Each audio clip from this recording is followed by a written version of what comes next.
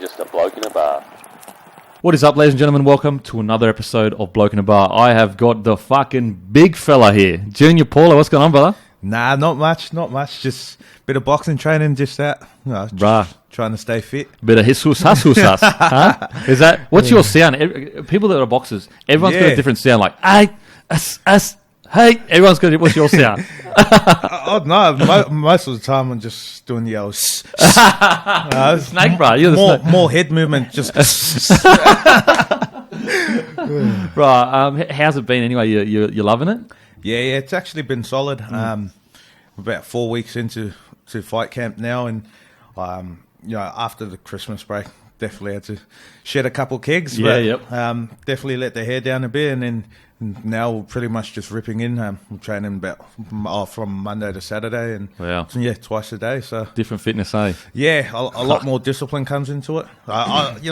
Pre-season, you're around the boys. The boys motivate you, and then the boys are there to push you. But when it's just you one-on-one with your trainer, some demons, man. Oh, well, 100%. There's no addy. There's no, like, someone else is struggling, so you're like, okay, I'm not that fucking unfit. No, we don't have Guffer there screaming his head off. Oh, really? Just all day, Guffer screaming his head off. Yeah. You should pay him to come down and scream at you at training. At least someone is a bit of inner. Yeah, fuck, you need it. Bro, honestly, I swear every club should have one guy in the top 30 that, who cares how good he is at footy, just brings the NO. Good people to have around. 100%, bro. 100%. So, obviously you fight against Gal, and it was for your first fight. It was fucking great. You pretty much just gassed. How far do you reckon you've come since then? I'm not going to sit here sound like a professional boxer. Yeah. So far, I've been undefeated shadow boxer the past couple of years. But bro, we got one thing in common. I'm the undefeated shadow boxer, bro. Oh, head movement. The ducking and weaving. So, after that fight with Gal, I knew I turned out half decent at it, but I knew that maybe it's a career I want to pursue after footy or something. But I just really enjoyed the whole training and the experience. So, I just kept. I wasn't doing it full time, but I was chipping away here and there, and then. Once the opportunity came up, I pretty much, I was waiting for this day just to get back in the ring and just see how it goes again. But I just really enjoy the training, and I just feel after that, having all the experience underneath the belt now, of just the lead up to the fight, and certainly the whole hype around it, probably more confident hopping into the ring than I did against Gal. Yeah, it's people like, again, I've never fought, but I can only guess at the adrenaline dump just gasses you. Like, even after your first two punches, or even just like the first 30 seconds, I can only imagine that adrenaline just dump. Yeah. You're just like, and your arms would feel jelly. Yeah, bro, straight out. I felt jelly legs when I was walking to the ring that first fight. Bro. So, funny story is, I'm sitting in the change room, sweating bullets. We haven't even warmed up yet. My trainer's having a good laugh at me. Oh, now we have a good laugh because we've been talking about it. But then there was an altercation in the change room between Cambosis and Billy Dibb. Yeah. And that's going on right before my fight, and I'm just like, fuck. Wigging out, like, bro, what is doing right now? There's about like 10 people in a small corridor, like someone's throwing punches or throwing water bottles or something, creating a ruckus, and I'm just there like, all right, I'm trying to prepare for a fight. My first fight ever. It's a main event against Gal, and I'm just sitting there like, wow.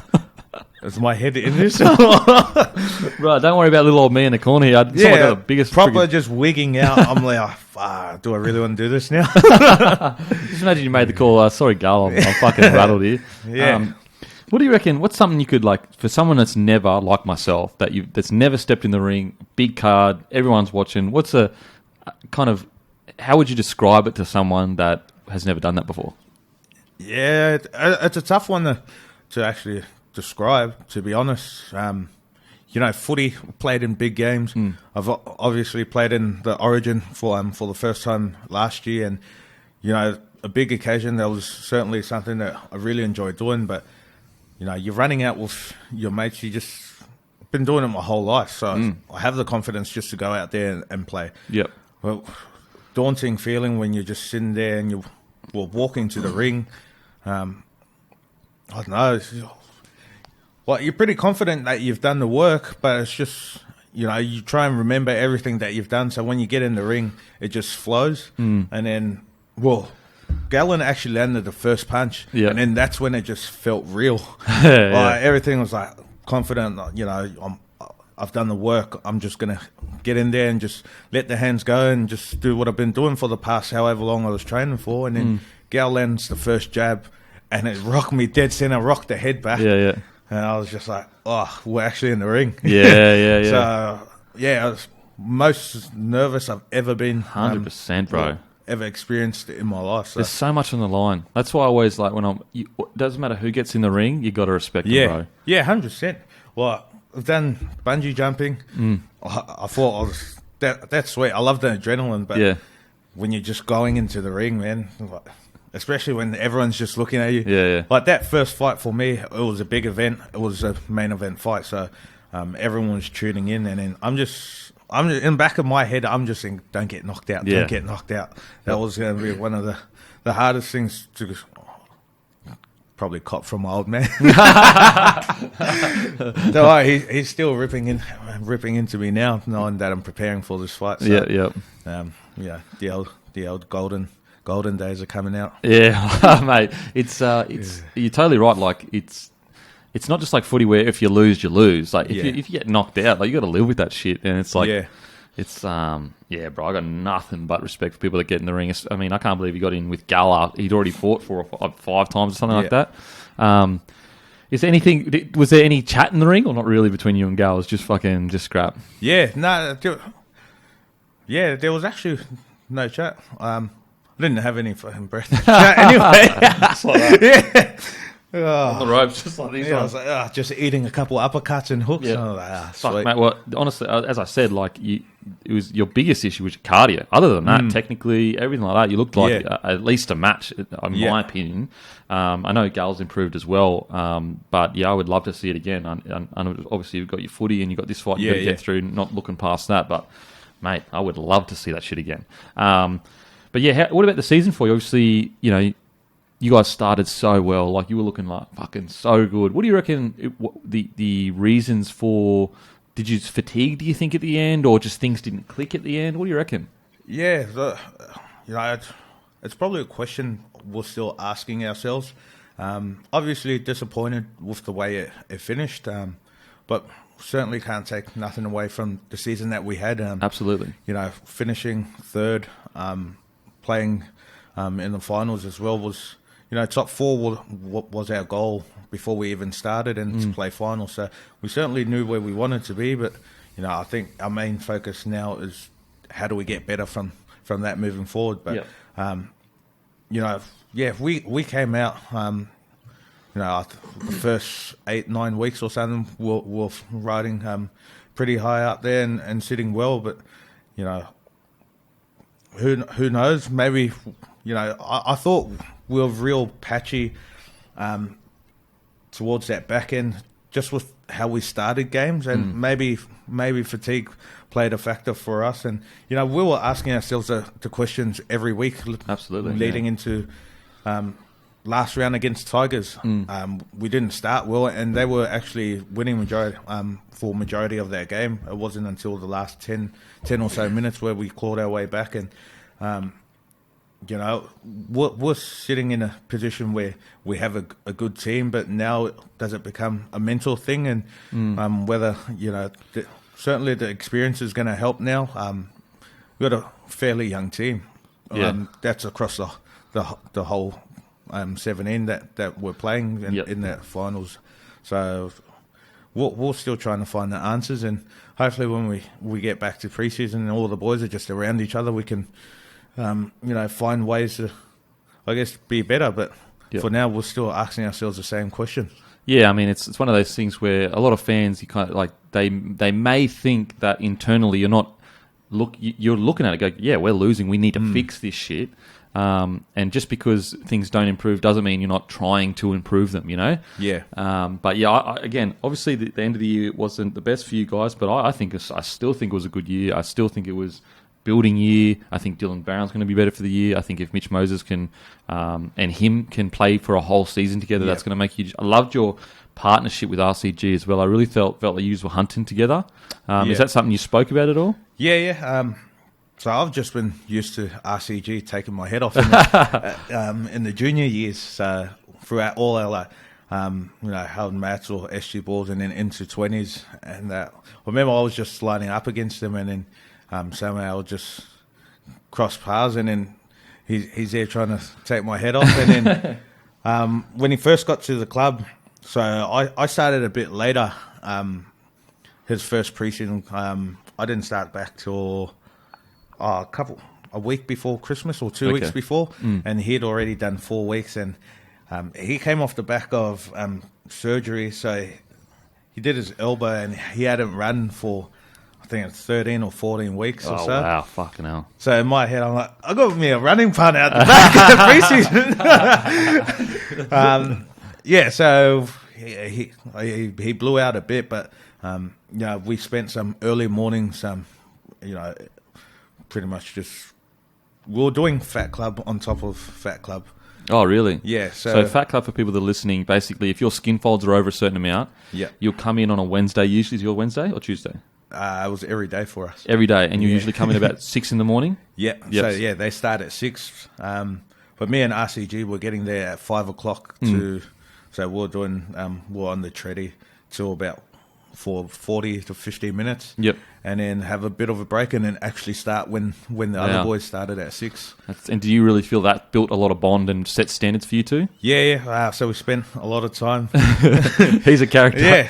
Yeah, definitely a character, and he's been a valuable purchase for the Eels, and absolutely.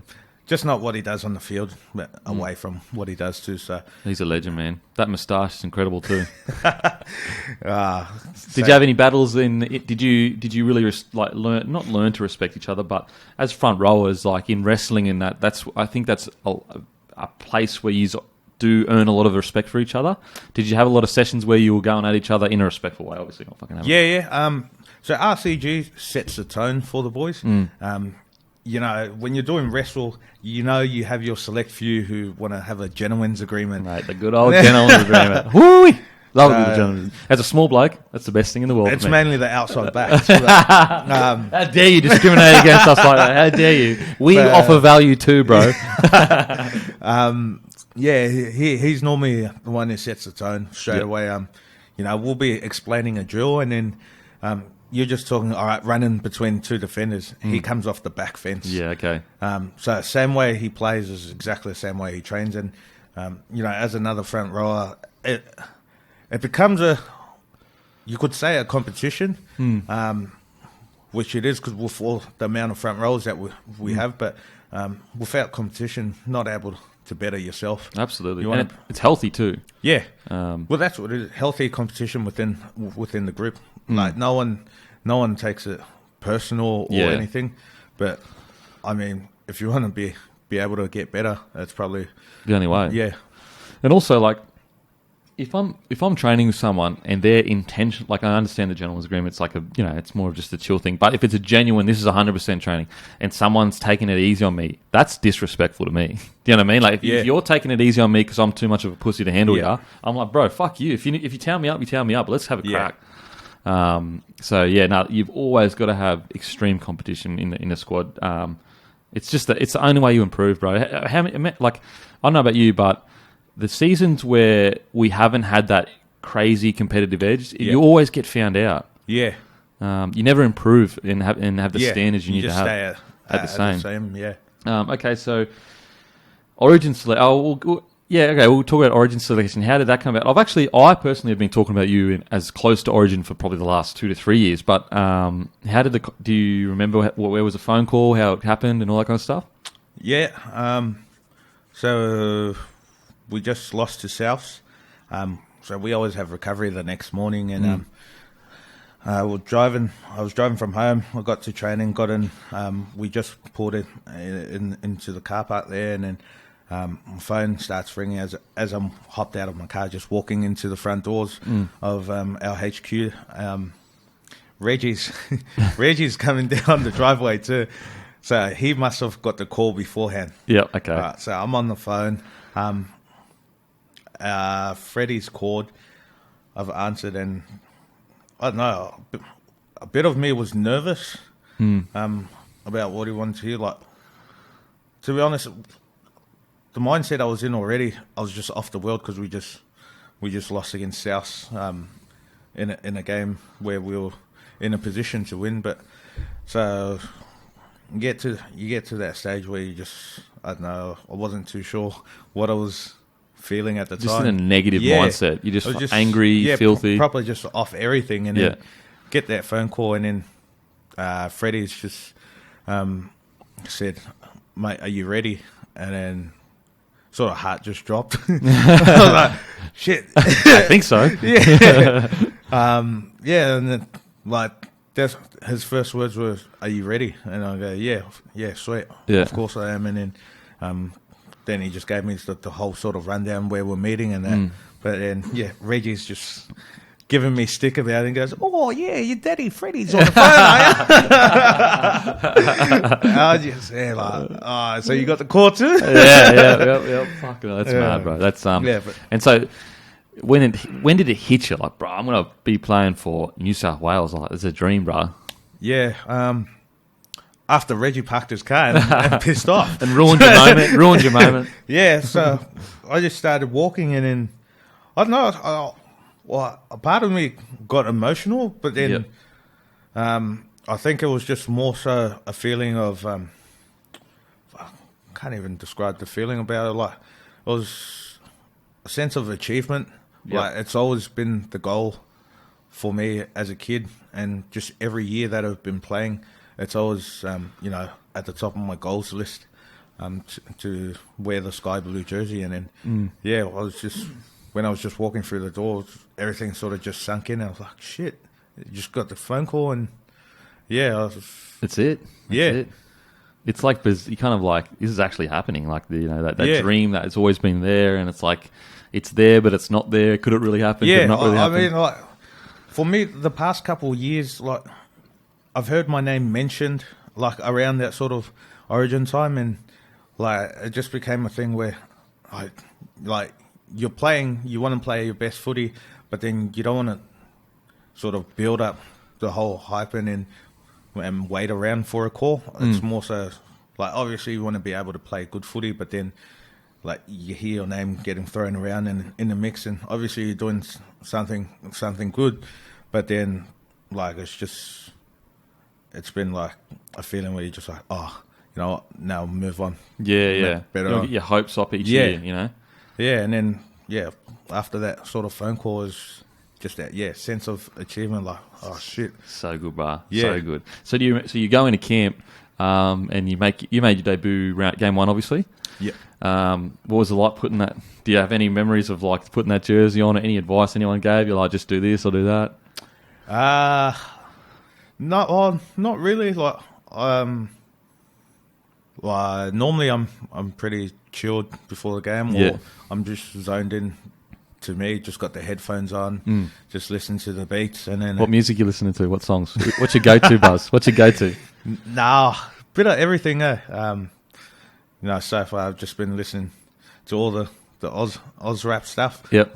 Big ups to all the boys who are doing their thing, from 1-4, all the local artists, Track Addicts. Yeah, there's a whole heap of them. So it's just, I don't know. Just I remember that feeling, just sitting there. I walked into my locker, and then I saw the jersey there, and then how they have the prints on the jersey with the number and the series. It's just like it was just a feeling. I was like, this is unreal. Mate. Like origin, state of, like the folklore origin, you grew up thinking like, wow, that's fucking state of origin kind of thing. And so with the series, like, what do you think went wrong for you boys? Like, obviously that second game you were incredible. First half of the first game you were fantastic. What do you reckon it was? Yeah, well, my first series that I've been part of, and just listening to, like, the chat from the boys saying, over the past, boys who have played there before. Like game 1 was a real setup for us leading into game 2. I think it's something that all the boys are probably happy to say in saying that first game should have been a game that we were in an opportunity to close out their game. That second half really sort of turned things around, and Queensland sort of pretty much had.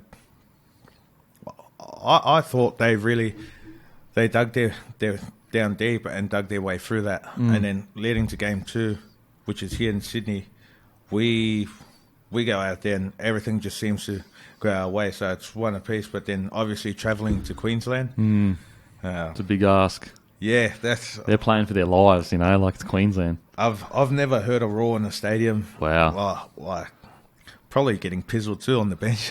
Like you play against the Broncos and you play in front of the Queensland crowd there. Obviously you cop a bit of stick from the crowd, but nowhere near the same. Yeah, Origin's just a different beast of game. Yeah, is it kind of like you feel it? You know what I mean? It's like hitting you, but it's like just sound kind of thing. Yeah, so it definitely, it was a good experience. But I think in game 1, we get out. We just had to keep doing what we were doing in the first half, and we sort of went away from them. We just weren't able to complete in that first game, so that would have been a good setup for us leading into that second game in Sydney. And who knows what would have happened. Yeah, it's mate, I cannot wait for next year now.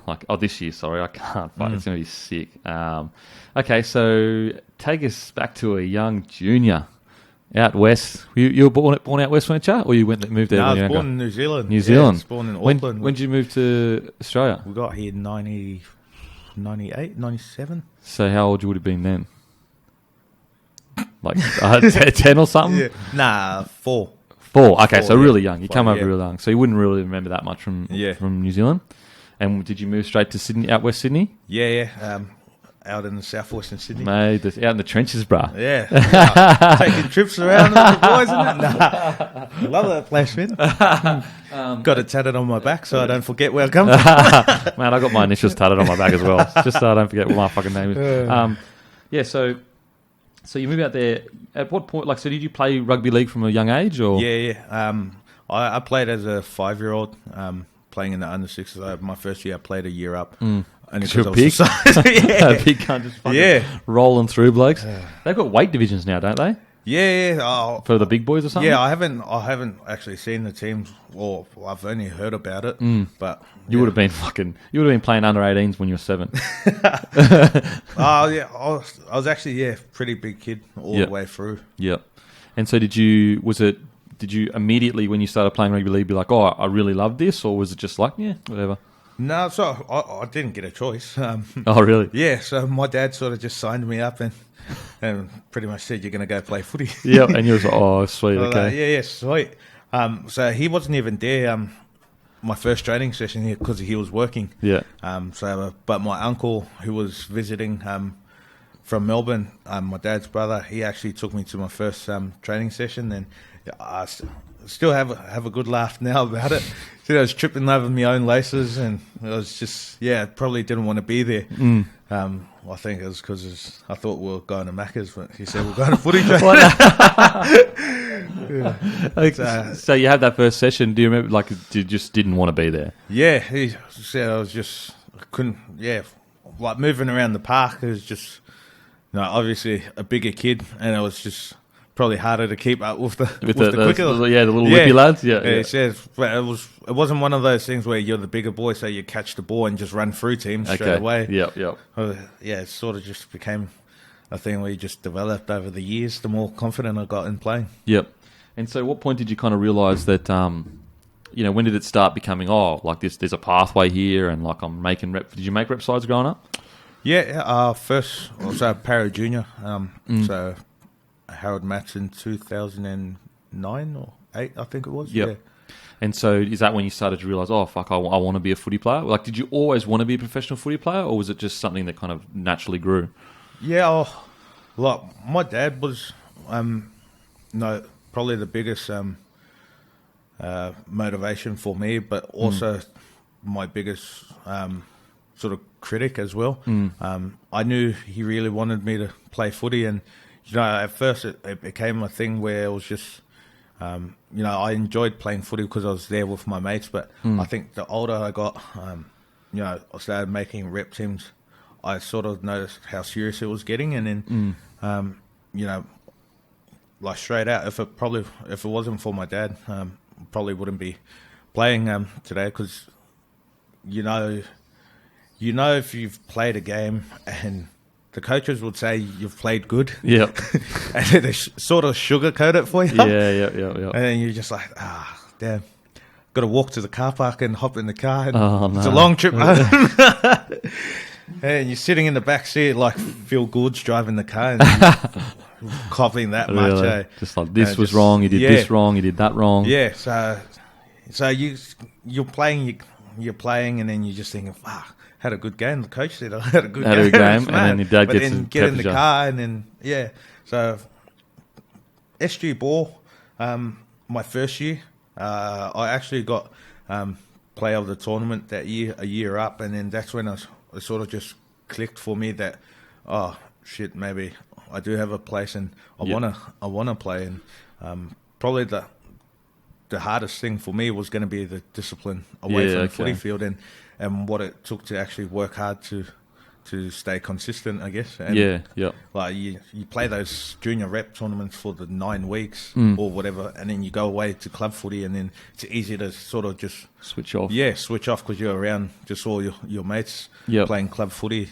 Like you're running around with this tag that, this guy's played SG ball, he's going to be a gun, but then it's easy just to go back and just hang out again. And Just with one of the boys, and and not continue that kind of standard that you have to be an SG ball kind of thing. You're going back to club footy, and the transition into 20s. Probably was. So did you get a contract from Para?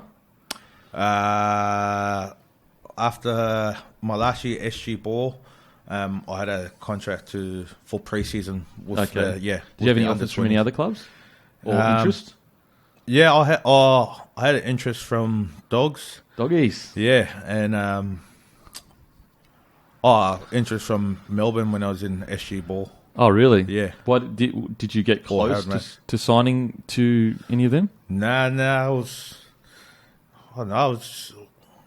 too close to home. I was just real comfortable being where I was, and never sort of been out of southwest Sydney. Here we go. Then, but yeah, it just became a thing where, like, Para through and through. I want to be able to make my debut at the club I've grown up supporting and playing for. So, what's your fondest memory of growing up watching Para? Like, as a fan of Para growing up, you remember any games or anything like that? Yeah, I used to watch it a fair bit. Only because Dad was a full footy fanatic. Oh, as loved well. it. Yeah. Yep. So I was watching probably that 2001 grand final loss to Newcastle. Yeah. They had a cracker year. Just they were tearing teams apart, and then sort of just fell to pieces in the grand final. But yeah, I was like big fan of David Solomona. Oh, yeah. One of my first gala days that I remember I got player of the day, and David Violecki was actually there to present the award, and he gave me this ball. I still got it now. That was signed by all the boys in 2002, I think it was. Oh, how good's that? And you're just like sitting there going, yeah, cool so is it's this? still sitting in the trophy cabinet at home. And You know, it's weird. There's some young lad now that is going to get something signed by you boys that's going to have the same experience that you had. Just crazy, I reckon. yeah, that's something I pinch myself about, like, till this day, is even just being away on Christmas holidays with my family up at Port Macquarie. We stayed at a resort, but then the amount of kids who were just coming up asking for photos and like to sign stuff, and then it sort of hit me when my son turned to me and he goes, "Dad, you got heaps of fans." I guess. Yeah. Did you say that's why you should listen to your father, son? That's why they saw the position now, like I grew up idolizing guys who were giving back. When we were little kids, especially David Violecki when I received that ball, and then now that you put things into like saying I'm in that position now where we're signing stuff and kids are gonna obviously you gotta there's just always a bit of negative chat like about the boys sort of being arrogant or not, or whether they're approachable or stuff. So I think for us it's I've always got time to sign stuff or have a chat to the fans and that. Yeah, totally. I think 90% of the boys or 95% of the boys are really respectful and appreciative of the situation they're in. I think just all the times when they do talk now is probably just bad timing. Exactly. For the boys. Sometimes you have a bad day. It's hard to understand. Yeah. No, I totally agree, bro. Like sometimes you're just a person that's having a bad day, and like someone wants a photo, and you're just like, bro, I just want to I got so much issues right now. Like I just want to chill. Honestly, most of the boys are really, really approachable. Okay, so you signed the contract with the Para Eels, and did you go straight into their first grade squad, or did you work into that after the 20s year? Yeah, so I spent 3 years in 20s. So you started when you were like start of 17, 18, 19, and then the third year you went into. And was that the first grade squad? Do you remember rocking up and being like, "Bruh, that's the first grade squad"? Yeah. Oh, so I didn't train with first grade till that week of my debut. Oh, really? Yeah. So how did that? So you were playing 20s? Yeah. I was playing 20s. Wow. How did that come about? Who was it? Andrew Webster was our coach, and I think he was a big key for me at the start of that year. You have those whole club days where you train with all the grades, and then I think I just remember I was just trying to put my best foot forward as you do at those sort of days, and then we come in after the Chrissy break, and then he's had a chat to me saying that Sticky was our coach at the time in 2013, and he said, I think Sticky's keeping an eye out on you. Just want you to just keep working away and then see what happens and see what the year can hold for you. So definitely having him have the confidence in me and saying I've got what it takes. It's just up to me whether I've got the discipline or hunger to play first grade. I think that was probably a blessing for me because it's given me the motivation, given me, I guess, the confidence just to go out there and play some footy. And we didn't win that many games in 20s because a lot of the boys were just getting picked or getting picked out and going straight to grade or New South Wales Cup. Yep. And then so that my last year in 20s, I played the first half of the year. And then I remember a couple games before my actual debut, they asked me to play New South Wales Cup. And then I was like, oh, shit, here we go. This is that. New South Wales Cup debut, let's go. Yeah, so I played a couple games. I think I played 2 or 3 games. And then round 10, 2013, it was a Tuesday. I got a phone call from Dean Pay first. He was our assistant coach. Yep. So I did a bit of work with Dean in under 20s with Origin. He was actually my coach, so I had a good relationship with him. So he was actually one who gave me a call and said, "Oh mate, come to training." And then finally get there and then standing around like, shit. Wow. It's such who was the most guy where you're like, bro, that's fucking such and such. Right, Hainsey. Hainsey? Yeah, he's a gun. Hainsey. That was the year before his 2014 Dally M run. Dally M, yeah. Right, he was the man, bro. He was so good. Yeah. The only thing I wish with Haynes is like, I wish, obviously I love that he went to America, but there's just like some years where obviously he didn't train as hard as other years, but when he actually wanted to, he was just full switched on. One of the GOATs. Easy, in my opinion, anyway. But yeah, so Hainsey, you rock up, you see Hainsey in that training. What was that like, that first session?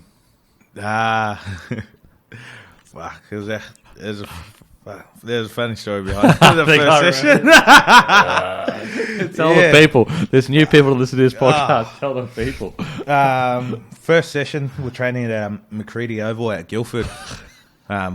Get asked to come down, and then so first session with the boys, it's mad.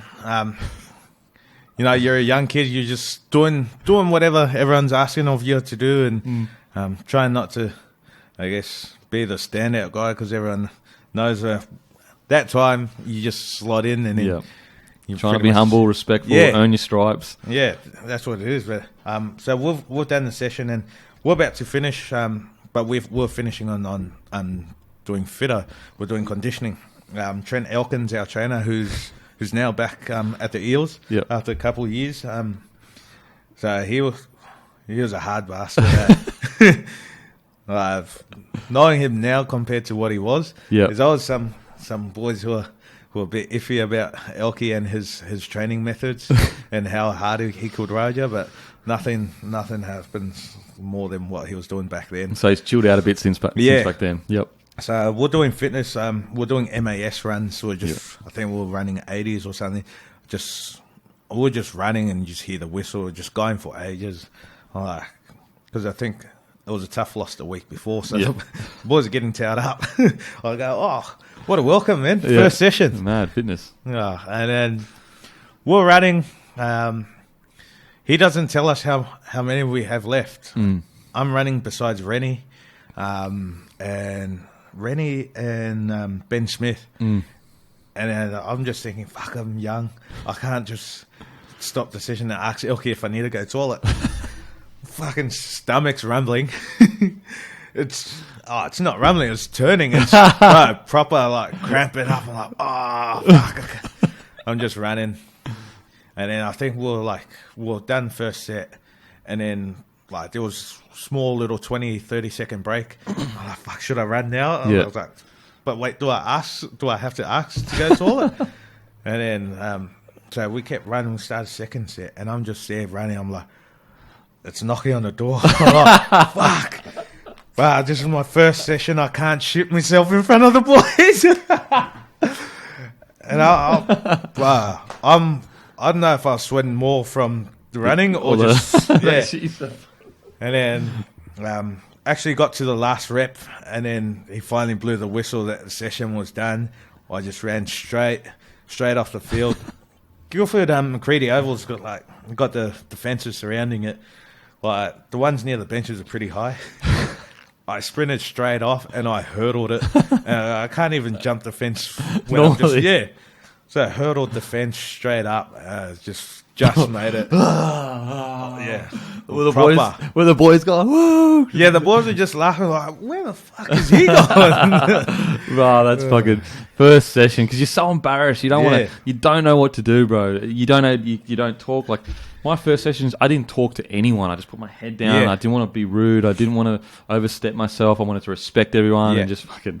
And then you just torture. Your head noise. You just back and forth with yourself. Like, maybe I should run off. Maybe I shouldn't run off. Fuck, I might get dropped. They'll never give me another chance again. It was proper like that when we're doing our sprints. I was just like, fuck, I don't know. Do I have a place to ask to go to the toilet in the middle of a session? Oh, fuck, that's good. Okay, so what do you remember from the debut? Do you remember anything specifically? We got pumped. So I actually started the second half. So the first 40 went by. I'm sitting there and just nervous. Started on the bench. I wasn't too sure when I was going to get on. And then Rennie breaks his hand. Or Rennie or someone else. They break their hand, and then Sticky's come up to me at halftime and said, I'm going to need you to play the whole 40. I've never played 40 straight in my life. Yeah, even in the 20s. I'm like, shit. I'm keen. So I started. I was attacking as a back rower, but defending in the middle. Yep. So first touch, I ran off Luke Kelly, who was our half at the time, and Critty Sandow. Oh yeah, Sandow.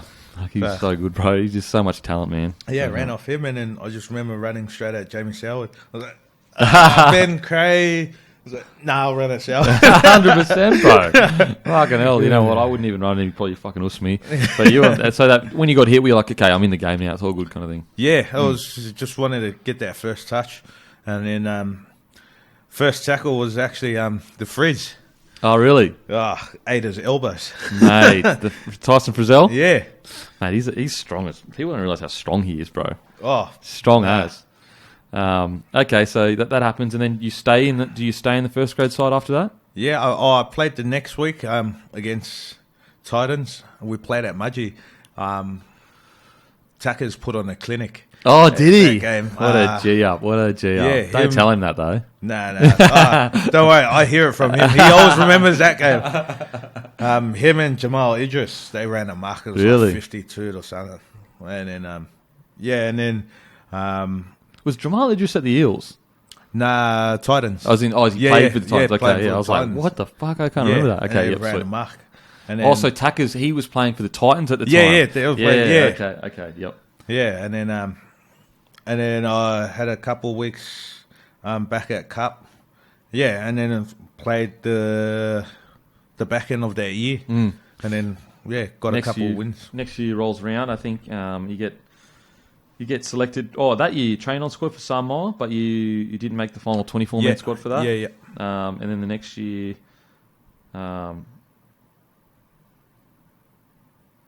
but you played 2014. You played for the Samoan team against Fiji. Yeah. What was that like? Or you just made the squad? No, I was 18th man. 18th man. Yeah. Damn. I ended up being 18th man that year. Okay, so we'll fast forward 2015. You play in the Nines, but you receive a 9-week suspension for a high shot. Holy moly! Walk us through that. Was it just obviously it was unintentional? You wouldn't intentionally do it, but that would have been your first, I guess, challenge to overcome as a player. I'd say, like as in real 9-week suspension. Holy moly! Faced some real demons in that 9 weeks. Yep. So we played round 1 against Manly, home game for us, and everyone knows the rivalry. So Chucky Watmo just signed to us too, and Guffo's just come over. So there was just a couple of ex-Manly players, and Brad was obviously assistant coach at Manly too. So there was a bit of rivalry there, and the game was actually getting heated too. I remember Darcy flying out of the line and putting a shot on. But after that there was a tackle. I was marker and Matt Ballin was hooker. He got up to pass the ball, but there was actually no one there, so he's almost spun around and just done a pirouette. Yeah. And then I've just sort of WWE move. It was a German suplex kind of thing. So like for people, okay, so like a lot of people watching, when they see someone like you're obviously like fucking sick cunt, like legend, chill off the field. But a guy like you on the field, like you need to be aggressive. That's fucking the way it is. Yeah. But in those moments, you're not sitting there going, I'm trying to hurt a guy, but you are saying, I'm trying to dominate a guy. Yeah. But it just goes wrong in that split second. Yeah. That's all it was. Like, I've done those sort of body slam tackles before where you pick them up and then just throw them. But I've actually just picked him up and sort of thrown him over my hip. Yep. And then because I had both his arms wrapped, he had nothing to break the fall. Yeah. So he sort of landed on his shoulder, but then head just smacked the ground. And after a solid preseason, you play one game, and then I was back into preseason. So I was getting flogged, for 20 to 30 minutes post every session. Really? For that 9 weeks. Wow. So it's in every session that the boys were training. So I'll do the team sesh. And then to punish you. Yeah, and then I was doing an extra 20 to 30 minute sessions, far out. And so obviously you're dealing with that. You're dealing with the fact you're not playing a footy. Did you also deal with any kind of public people going, oh, you're a grub, this, that, and the next thing, or not really? Yeah, I copped a bit of stiff, but I was probably more the Manly fans. Oh, really? No. What? Did you get sent off or not? You didn't get sent off? I didn't get sent off. Yeah, I was just put on report. So originally I got charged for 2 weeks. Yeah. And then if we challenged it and it was successful, I was sweet. But then we lose, and then they 10 weeks. Yeah, 9 weeks. I was like, shit, 9 weeks. Wow. If you had known the 9 weeks, you would have taken the 2 weeks. Yeah. Wowzers, that's crazy. And so do you feel like that really taught you a lot about, A, dealing with people, speaking negatively about you? I mean, you've obviously had other stuff in your career, but also B, just understanding that you've just got to put your head down sometimes and just work and get back into it? Yeah. Just that incident sort of, I don't know if it was the suspension of the 9 weeks sort of just turned me off.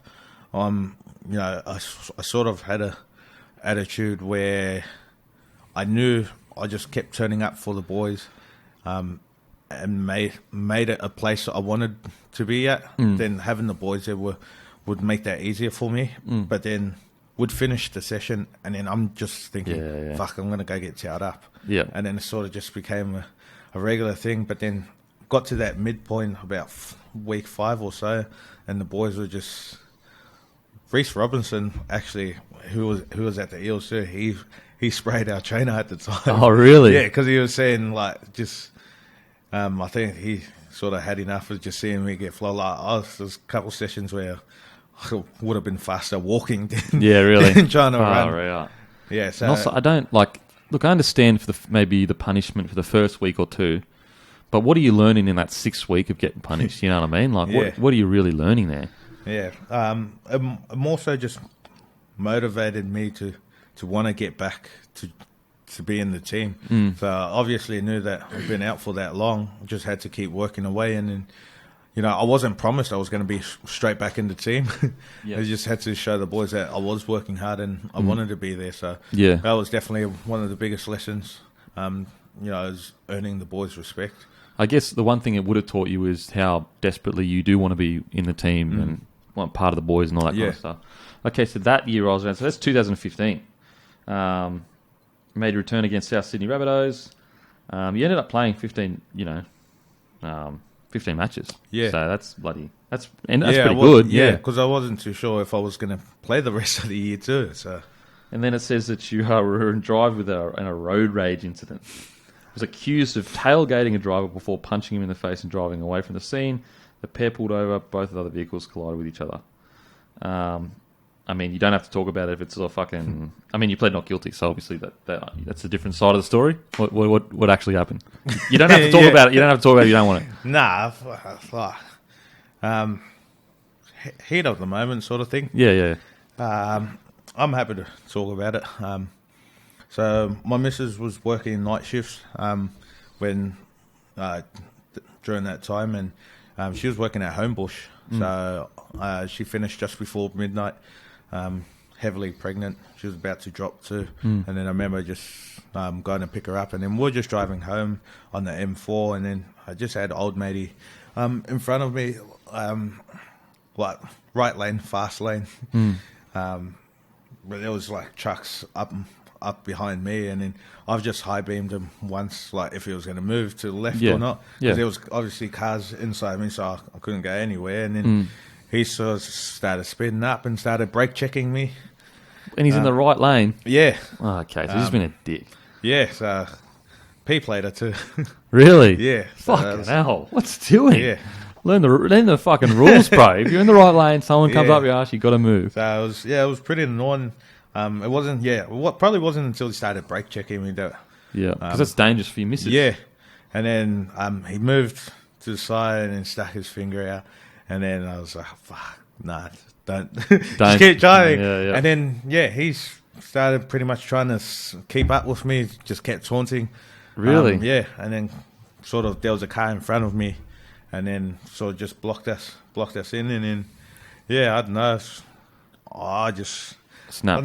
Snapped, and then just saw red, and then had a pretty big truck at the time, the Ford Ranger, but it was, I remember slowing down, going around the emergency lane, and then parking the truck sideways. Yep. On the M4. Oh my god. Yeah. Probably. I won't say it. Oh, actually, nah. No, don't say it. Don't say it. Whatever you're going to say, don't say it. Yeah. Do you reckon you learnt just fucking walk away? You know what I mean? Yeah. Even though he's a fucking idiot? Yeah. I think just growing up, like, I've always been hot-headed. Easy just to... Like, I reckon I have a lot of patience. A lot of people would say I do too. Like, but yeah, like certain things will trigger, and then it gets to a point where I just stop thinking. Just don't think until after, I guess, and then got to face the consequences later, which is the exact same thing for that situation. That road rage happened. We go home after we drove off like nothing happened. But then the next morning, me and the missus up, and we take the kids out to the beach. And then, so my mum gives me a call saying the coppers out the front of there, my mum's house, because I was still living there at the time. And then I just remember my mum crying on the phone saying to come home. Wow. I'm just thinking, do I really want to drive home? 100%. Coming home to hell. Yeah, so we just spent the day at the beach and then come home, and then hardest thing was my son crying, getting put in the cuffs and getting put into the car. I just remember my son crying where they're taking my dad. So certainly learned a big lesson. I think for me I'm a father, but I've also a role model, and then I've got to be the father figure that I want to be for my kids. Yeah, 100%. And it's so hard because like you grew up, especially in your area, that like you handled shit very different to, I'm sure, how that guy handled it. And so like you can only act on what you saw growing up, and you've got this opportunity now to break that cycle. You know, to break that cycle and be like, we can handle things differently. You know. And also, bro, as a footy player, you're always going to be the bad guy. Even if this guy was the biggest wanker in the world. There's an issue I had recently, only 3 or 4 months ago, full on scrap, and I couldn't even hit the guy because I was like, no matter what happens, if this gets out, I'm the bad guy. And even in that situation where I handled it perfectly in the sense of all I did, rested on the ground and just told him to stop, I should have walked away. When he came up and squared up for me for no reason, I should have just fucking walked away. And I say it to my missus as well, and she's like, well, yeah, but you still got to stand up for yourself. Yeah, but I'm like, at the same time, what's the point? What's the point? It's bigger consequences. 100%. It's just not worth it. It's not worth it. And so, you're totally right, bro. Especially, as I said, you grew up in an area where shit actually went way worse than that. If that happened, it can actually escalate to this crazy thing. So, it's good you learn from it. But in saying that, I just hate how dickheads can get away with anything. Yeah, a lot. I sort of I don't go out as much anymore, only due to the fact of that. It's easy for other people to trigger something within you because you know that you've got this profile that comes with it. Only because most people sort of become a clickbait for people just to get something out of you. Absolutely. I mean, you look at the Munster situation last year when he was on the pokies. If Munster goes, listen, mate, can you please just leave me alone? Yeah. The guy goes, man, fuck off. And then if Munster turns and hits him, and then Munster's a bad guy. Yeah. We don't see who wants after they've just lost a semi-final, a phone in their face going, what happened, bro? You fucking lose this, that, and the next thing. But in reality, that guy deserved a punch in the face. Yeah. But if it's because he's a footy player, he's not allowed to do it. Again, I'm not sitting here saying at all that footy players don't condone it. And I also I'm not saying footy players, woe is me. We have a fantastic life. We're so privileged. Yeah. 100%. But in saying that, there is people out there that try to target you boys. And especially with iPhones and that. Everyone wants to be the guy with the next viral video. Everyone's first reaction nowadays is pull your phone out and start recording. Bro, it's the weirdest shit I've ever seen in my life, bro. Yeah, bring back the Nokia 3310. 100%. So I'm sure you grew up the same, bro. You actually, if you tried to film something when I was growing up, and I didn't grow up that hard of an era or anything like that, but you'd be like, you're a dog. Why are you filming that? Yeah. We're doing something that you shouldn't be filming. Now it's just straight out. First reaction for everyone now. Bro, it's crazy. Yeah. It blows my mind, bro. Just a different generation. It's just different, eh? Okay, so that happens, and I guess you learn a lot from that, which is, fantastic. And I'm assuming they try to paint you as in the worst picture as possible, where it's probably somewhere in the middle that what actually truly happened. But so the next year come around, you sign a 2-year contract with the Raiders. So do you think that like everything that had happened with that situation, kind of, I don't know, what prompted the Raiders signature? Yeah, so there was a lot of ongoing, I guess, dramas that sort of just accumulated within the past couple of months, leading on from that. There's actually another funny incident where I get caught playing Rugby Union. Yeah, I know. I was going to ask you about that. Was that 2015? 16. Yeah. Oh my god! Tell me what were you thinking, bro? What were you thinking? So you had a bye? Nah, we played Friday night against the Dogs. Yeah, I think it was round 3 or 4 or something. So just walk us through it. So you played round 3 or 4 against the Doggies. Yeah, on a Friday night. On a Friday, yeah. So my coach in that Rugby Union team is my brother-in-law. So, like, it was more so a decision just to have a run around with the boys and just have a laugh and then get on the tins after. But I thought, getting a bit of extra fitter. Yeah, 100%. I mean, you can see it that way. You Yeah. absolutely can. Like, just a bit of a laugh. Like, you're not Yeah. thinking about getting injured or anything. Yeah. You just, like, have a bit of fun, have a beer with the boys after. It's like a lot of our mates were playing in that team too. But then played third grade, second, and first grade. Oh, my God. And I don't know if this is true, but did you wear a headgear to try and hide yourself? Is that true? I say it's protect the ears. You wore a headgear and thought no one knew you were. Oh That my was Junior, not Junior. Wore a headgear and had a bit of fun. And Yeah. but luckily at the time the Eels were going through salary cap dramas, so that sort of got brushed under the table. But they didn't forget about it, and then. Okay, so what? Just the pictures came. I remember the pictures came. Was it a black and white jersey you were wearing, or black jersey? Black and green, Black and green jersey. Yeah. So they didn't really get too angry at you because they had something else to worry about. Yeah, but they was just bigger remembered. problems. Yeah, Okay. There was bigger problems going on at the Eels at the time, and just had the points stripped off us. So there was bigger headlines to write up about. Did you play well at least? Went all right. Did you just win? Yeah. Well, that was worth it. Fuck it. Got caught for that one game. You what, sorry? Got caught for that one game. Okay, so there may or may not have been other games throughout that year. Yeah. It was a headgear, bro. It hit you. Proper. Incognito. Puna, Juna, Paulo. Okay, so you reverse the two names. Puna, Jawlo. Yeah, Jawlo. Puna Jawlo. That was your name. That's what you wrote down on the team sheet. Okay, so the salary cap drama. So it was kind of like accumulation thing. You had the issue where the papers were saying there were certain people you were hanging around with that weren't good. You had the road stuff, and then you had this. So things were just not working for you. Yeah.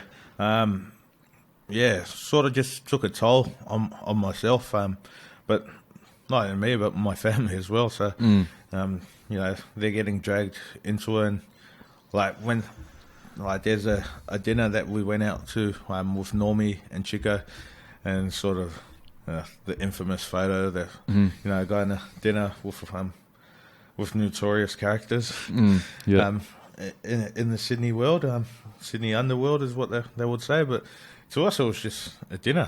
Yeah, and to you, they're your mates though. Those guys that you grew up with. We're mates and that. But then, even just my family that I grow up around in my area and too. So it's posting a couple of photos on Instagram. I was thinking I wasn't doing anything wrong because they're your family. Yeah. Yep. And then, and then sort of get into driving and face the integrity unit, and it's not like something you can just easily just walk away from. So, at the time I was probably easily influenced, you'd say, in just doing whatever it was, whether I was hanging out with the boys, and sort of just took away, I guess, the focus on what I actually wanted to do and what I was doing at the time. So, I was still in a good, had a good relationship with Sticky after I made my debut. So I get a phone call from my manager saying that there's, an offer at Canberra for 2017. Okay. Yeah. So that was so for the next year. Yeah, for the next year, and then going through all those dramas that were happening, it was probably the best thing for me to get out of Sydney, and then Yep. that's how the move mid-year 2016 came about. Okay, so Eels were kind of like, look, you just need to get out, or you were kind of like, look, Yeah, I gotta get I out. knew I needed to get out and get myself right as well, and just settle down a bit. And then because of the salary cap dramas, there had to be some money released, and unfortunately, it was me and Nathan Peets, and it was there was a fair few. of us. Okay. So it sort of just went hand in hand with the whole move. So it's like to a degree, an amicable kind of separation in the sense that like it wasn't like they were forcing you out or you were. It was kind of like, look, you got to get out of Sydney. We need cap space. Yeah, let's make this happen. Yeah, so I had a good conversation with Brad Arthur at the time. I remember just he's always been a good mate before he is a coach, which is probably one of the best traits about him, is that he could approach him about anything, and we had a good yarn just about situations like if I was going to his house, prior to all the stuff, just to have a yarn with him and sit down and sort of just vent out, a couple stuff that was just happening, and then he was in a position where he didn't want to let me go, but I think for me mentally it was probably the best thing, and I was just grateful that he allowed it kind of thing. No, that's a huge call by him, because selfishly he would want you at the club for him to go better, and for him to care about you enough to go, you know what, I want you to stay, but you're totally right, you probably need to get out of this environment. Not that there's anything wrong, they're your family and that's fair enough, but sometimes it is good to just get out. Okay, so you go down to Canberra, and what was that like first I got to Canberra? Cold as shit? First day I got there, it was or hot as shit, either one. No, it was cold. Fuck. It was actually the coldest day in Canberra in a while. Fuck. Yeah, because I drove down. It was I drove down on a Sunday, and then we had training Monday. So I'm parked at this hotel that they got me at. Parked outside. I hop out and there's a centimetre thick, ice on the windshield. I'm like, how the fuck do I get this frost off? Yep. Don't tell me you put warm water on it. No. I pulled out my key card and I'm just trying to scrape the frost off. Oh my god. I had nothing else. Yep. So first training session, what was it? What was it feeling like? It was actually nerve-wracking for me. I've never been lived away from home, especially being out of Sydney, going to a place just not familiar with. Totally different. Different end of the spectrum, Canberra and the area. 100%, bro. It's easy to call out the boys and just go meet up with them and just go hang out and that. Down there, I'm in this hotel by myself. Cold as fuck, and I'm just thinking, fuck, what am I actually doing here? Well, maybe this is this the right decision? I don't know. And plus, I've never played footy with any of the boys too. Oh, really? Yeah. Wow. Prior to that, there's no juniors or anything. So the only ones I knew were just Papa, because we were talking on the field and stuff, and Jackie White, and so I get there. And then I was one of the first ones there, and I was just sitting in the sheds. I was getting my gears, and then I was just sitting there looking around. And then because they in the locker rooms, there's a lot of history on the club. Okay. All the past players, and then the achievements of the club, and just had a good look around, and it was just sort of just triggered me into a sense of that's what I want to do. Okay. I want to be remembered. Yep. Like the guys that were up there, Laurie Daly's, Mel Meningas, who were on there, and then just seeing how rich the club was in history. I go, maybe it could be a blessing for me to get out, and then maybe even have the opportunity to achieve something I haven't done and play finals. Yep. And then luckily for me, that back end of the year, we go on to play in the finals and then get eliminated and one game out from a grand final. Yeah, that was the biggest run before the grand final, pretty much. Eh? Yeah. And so what I guess, how would you sum up your time at Canberra? Do you think you learnt a lot? Do you think you grew a lot as a person? Yeah, I definitely grew as a person, but I just matured a lot as not only as a player, but just a person away from the footy field. Best thing that's probably happened to me, bar my kids and stuff. That rough period where I wasn't too sure where I was heading or what I actually wanted to achieve in the game. So getting down there sort of just really switch focus and knuckle down. So I spent the first 6 months on my own.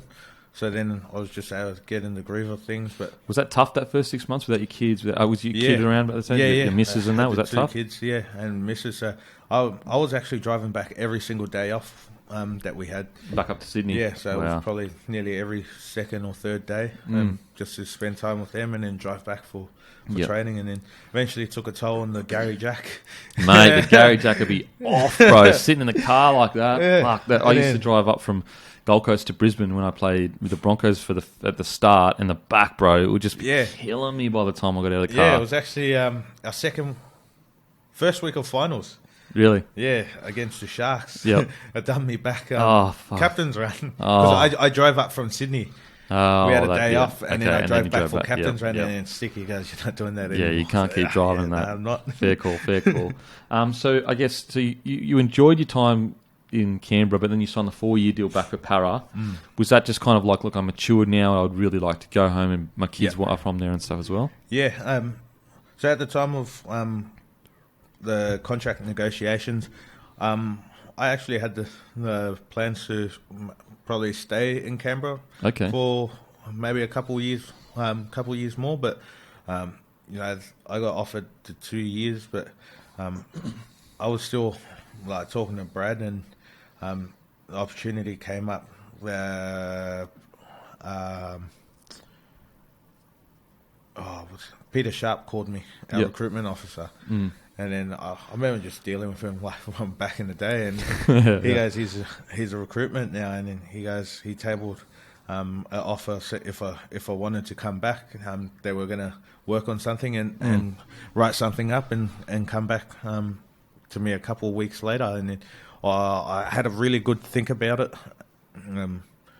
This is mid-year 2018, and then I was just sitting down with the missus, having a good talk, and she didn't really care too much about where we ended up, as long as we had security for them, and that was probably the only biggest decision for me was getting the extra 2 years on top of. Oh, it's massive. Yeah, 4 2 years. years. Yeah, so I was just more so like I was in a position where the boys, we created a special bond with all the boys, and just the families grew close together. So I think that's why I sort of just wanted to stay down there. Everyone just helped out so much, but then I wanted to be back in Sydney. And I knew that coming back, I was going to be a different person to what I was. And it certainly helped me with how I performed on the field, I reckon. And so was there any other clubs that were interested? Or was it mainly Para and Raiders? Yeah, it was mainly Para and Raiders. I wasn't too sure if there were other interests. Or just focus on those two kind of thing. So it's kind of like, you did love the Raiders, but it was like 4 years, it was just too hard to resist, pretty much. Security for the family kind of thing. Yeah. So you come back, and the homecoming coming back. How was that, bro? Is that good? Pre-season wasn't good. Oh, really? I was just signing a new contract with a club, and then I didn't start till I didn't start till about 3 weeks from Chrissy. Yeah, prior to Chrissy, but I go to my cousin's wedding in Bali. Oh no! Which is a week before we're starting. Yeah. Oh no! Fuck. And then we were actually there for 2.5 weeks or so. We're in Bali for 2.5 weeks. For 2.5 weeks. Fuck! Disaster. I was just like, oh man, really? Yeah, and so you were just doing these ones, drinking beer. The Bintang's got the best of me. How much did you come back overweight? So I started the preseason at 129. Yep. And what'd you get down to? 125 I played in 2019, yeah. So you lost about 5 kilos. Yeah. Yeah, fuck, that's a lot. Still a lot, bro. Liquid weight. No, the Nazi Goreng. So that year you kind of come back pretty underdone that year. Yeah. Yep. But I knew straight away that, the club showed faith in giving me the 4 years. So I knew I just had to put my head down and just grind away with the boys. And, it was a fresh start for the club too. A lot of new faces after the 2018 season they had. New trainer come in on board with them, and then pretty much everyone was just starting on the blank sheet. Yep. And then everyone just had to work their way into a team. It's weird, like pre-season, sometimes it is good to just fully clock out of rugby league, and even though you might put on weight or whatever, it's just good to just like get away. Like just don't do any fucking fitness, just like maybe, obviously keep active. Yeah. But sometimes it is actually good mentally to do that, and then obviously sometimes it isn't good. Sometimes it is good to tick things over. Yeah, you just got to be able to find that balance of, it's definitely a mental refreshment when you get away. There's been off seasons where I've gone away and fucking smashed myself, like so keen to come back, like let's fucking go. Yeah. And I get to the middle of the year and I'm mentally done, bro. Yeah, it's a hard balance, bro. Yeah, you just feel burnt out. So I think that was probably one of the questions we go back to asking about this year for us.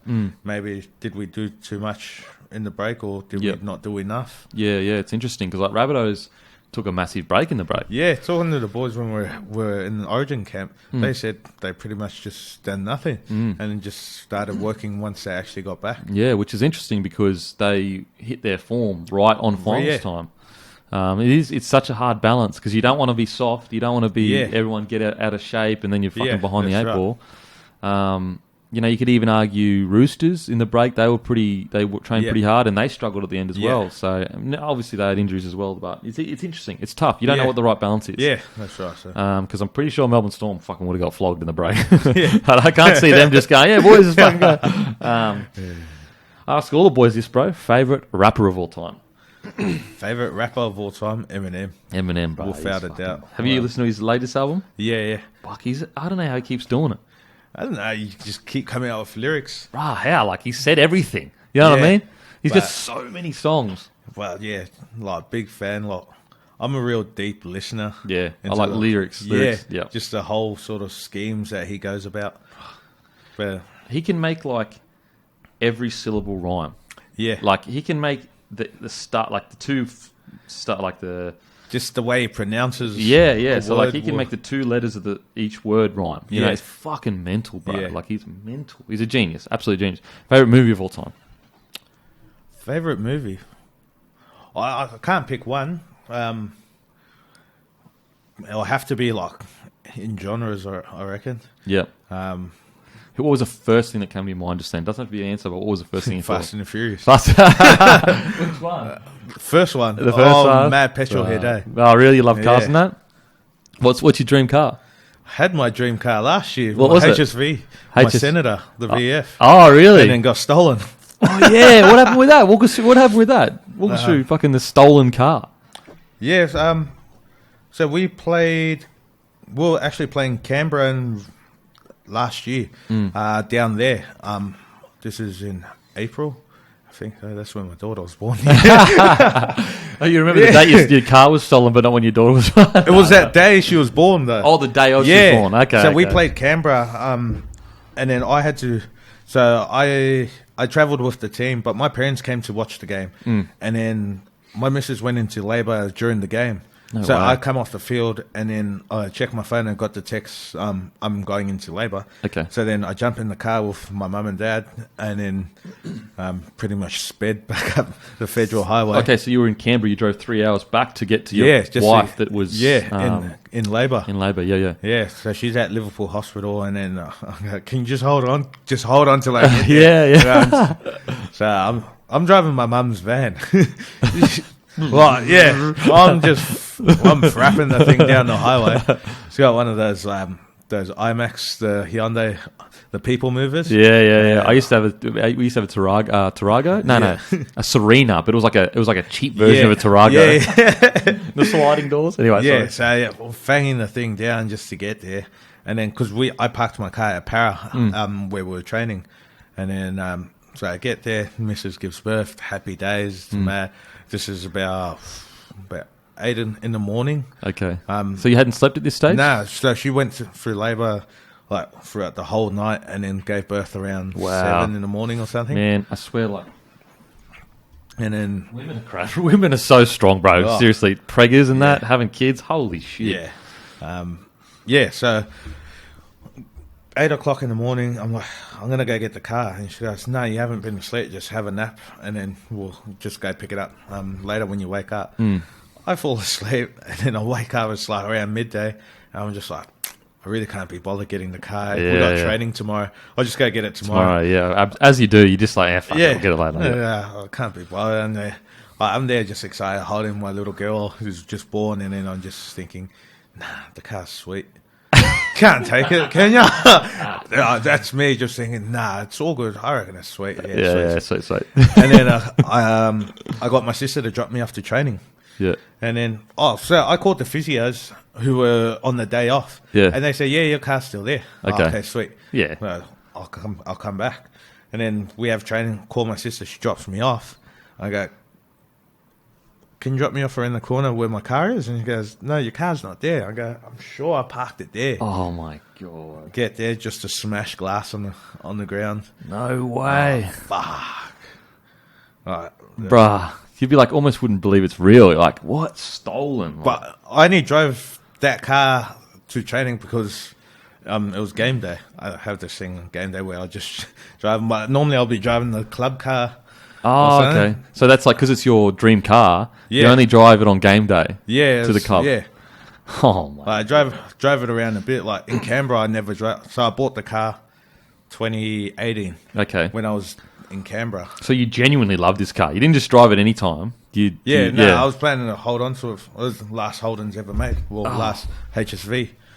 So that's why I got stolen, because it's such a rare car. Yeah, worth about 140, 150. I bought it like 95. Wow. So it's going to only just... Yeah. And you haven't found it? No. I became a policeman, and they said, they'll let me know if they find it or not, and then just... well, that's a dream car. Yeah. Bro, were you ropeable? You're like, bro, there's got to be some evidence of who stole it, surely. Yeah, well, nothing like... The only things I wanted from the... Like, I obviously wanted the car back. Yeah. But I had milestone jerseys, and... my God. And our first family photo that we ever took together. Like, it's a little Polaroid photo of the family, but that's like... it was our first sort of family photo. And so you just wanted that back? Yeah. Oh, and the jerseys, because I put out a thing. I go, I'm happy just to buy the jerseys back and that photo, and then nothing. Far out. That's fucking fucked. I mean, for them to to see it, and then to find people that are such scumbags. Like it's a small population of people that are that scummy. Do you know what I mean? And in that day to see it that quickly, how did they know? Like, you know what I mean? And then just go, you know what? They see it and they're like, we're going to steal it straight away, because they would have only had 24 hours to think about it and then execute it. Yeah. Wow, man, that fucking sucks. Well, if you listen to this podcast, you can send in anything you want. We won't find you. 100%. We won't do anything. We just want the jerseys in the photo. Yeah. If you know anyone that's done it, just the jersey and the photo. Literally, we just want that. No, and then the car's probably in a container overseas. Yeah, probably. You're right. You're totally right. But if you do have that stuff, please, if you know some ratbag that did it, we won't. Junior won't come out and flog you. I promise you. I swear I won't. Mums. Okay, so if everything happens perfectly, next 12 months, obviously, is it premiership? Is that the chat this year for you guys? Not just top four. What's the chat for you guys? Parramatta Eels. Not looking too far ahead, but it's been what we're building towards. Yep. Brad's got big raps on. He deserves big raps on getting the club where it's heading to, and from what it's come from, and certainly, everyone wants to win a premiership, and I want to win a premiership before I'm done playing, and there's some guys who are unfortunate, to not, achieve one, but then there's guys who've won 3, 4, 6. Yeah, Crazy. Yeah. We definitely we've got the side. It's a matter of fine tuning all the little stuff and asking ourselves the questions that we do every year. Absolutely. About how bad we want it, and maybe finding the right methods in order to get the bodies right towards that back end, because that back end is brutal. Yeah, absolutely. And the positive for you guys is you have the squad, absolutely. Yeah, and that's the hardest battle. You look at some of the other squads down at the bottom of the table. They just don't have the squads. Yeah. They're 5 years away from building that squad. You guys have absolutely have the squad. Yeah, and saying that window, this could be the last chance with the squad that we have. So, we definitely, we set ourselves some high standards, and that's only coming off the back of what we done last year, and we done last year off the back of what happened the year before. Absolutely. So, moving forward, all we want to do is win a comp, and it's probably, the only thing I want to do, and at that club too. Yeah, mate. Could you imagine Para winning a comp? Holy moly! The crowd, the fans would go wild. Bro, what date's your boxing match? February 12th. February 12th. Let's go, baby. Good luck. Everyone tune in. Make sure you tune in. Thank you so much for coming on, brother. Appreciate it. Thanks, brother. Thanks for having me. Well.